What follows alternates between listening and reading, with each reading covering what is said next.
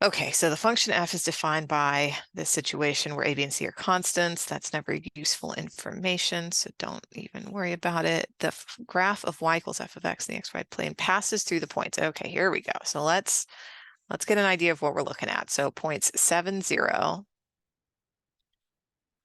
and -3, 0. If a is an integer greater than 1, which of the following could be the value of a plus b? Okay, so first things first, if a is an integer greater than 1, that means this number here is positive, which means that our parabola would look like this. If it is negative, our parabola would look like a frowny face. So we know that it is positive. And then to find the vertex of a parabola, the vertex is the highest or lowest point, then we just average the two x values together. This will find us the x value of the vertex. So -3 plus 7 divided by 2. So that's 4 over 2, which simplifies down to 2, which tells me that my x value is going to be 2 for the vertex. All right.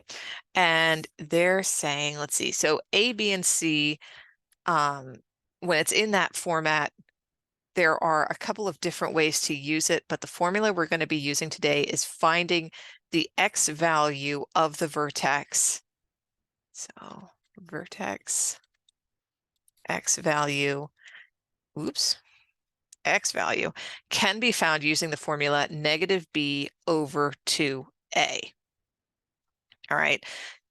You use that if you have numbers in your quadratic. We don't have numbers, but we can fill in some things we know.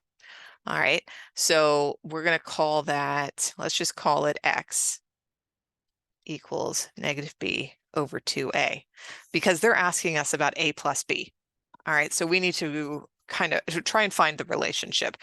Or we cannot find y. They haven't given us enough information to tell us what this parabola actually looks like. All right, so let's see what happens when we follow this. So we have 2 equals -b over 2a. And let's isolate the b. All right, we want to see what happens when we do a plus b. So we're going to bring that over, multiply by 2a on both sides. So that means that -b equals 4a, or +b equals -4a. All right, so then when they ask us what a plus b equals, we can at least make the terms the same. We'll say a plus, but we know what b equals in this case. B equals -4a.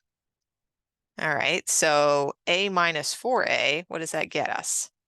That gets us -3a. All right, and remember, they're just asking us what a value could be. All right, well, so our value is going to be something that is a multiple of -3. And what do we know about a? Based on the question, we know a is an integer greater than 1. So which answers do we know are wrong right now? We know that a is positive, so our result, when we multiply by a negative number, is going to be negative. This is out. This is out. We're down to -6 or -3. Which one has to be the right answer? It's got to be -6, right? Because if it were -3, then that would mean a equals 1. And they told us that a is an integer greater than 1. So this is an example of an SAT question where we don't get the answer. We just have a general idea of what qualities the answer has to have, and there is only one answer choice given to us that has those qualities. All right, so for this question, we first found the vertex by averaging the x's, that we found the x value of the vertex by averaging the x's. And then we used this formula of -b over 2a. So we had another way of talking about a and b. And then we did almost a system of equations situation. Right. Wonderful.